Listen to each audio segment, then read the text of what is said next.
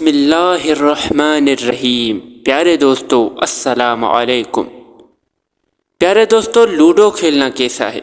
Ludo کھیلنے کے متعلق ایک ایسی حدیث جو کہ پہلے ہم سب کو معلوم نہ تھی۔ لوڈو کھیلنا شرعاً ایک ناپسندیدہ عمل ہے جس کے بارے میں حدیث پاک میں بیان کیا گیا ہے، تو ویڈیو کو لاسٹ تک دیکھیں۔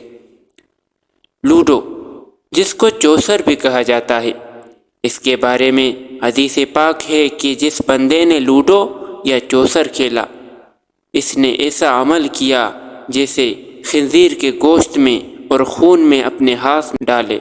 سنن ابن داؤد میں ہے کہ حضرت سلمان بن بریزہ اپنے باپ سے اور وہ آپ علیہ الصلاۃ والسلام سے روایت کرتے ہیں کہ جس نے چوسر یعنی لوڈو کھیلا تو گویا اس نے اپنے ہاتھ خنزیر کے گوشت اور خون میں داخل کیا۔ لوڈو کھیلنے میں شرط نہ لگائی جائے یا کسی اور گناہ کا ارتکاب نہ ہو تو بھی اس میں عموماً انہماک اس حد کا ہے کہ نماز اور دیگر امور میں غفلت ہو جاتی ہے۔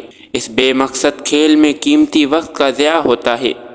نیز ایسے کھیلوں میں انہماک کی وجہ سے دل و دماغ اکثر اوقات انہی چیزوں کی طرف متوجہ رہتا ہے اور خدا کی یاد سے غافل رہتا ہے۔ لا یعنی امور میں ایسا انہماک شرعاً ناپسندیدہ ہے۔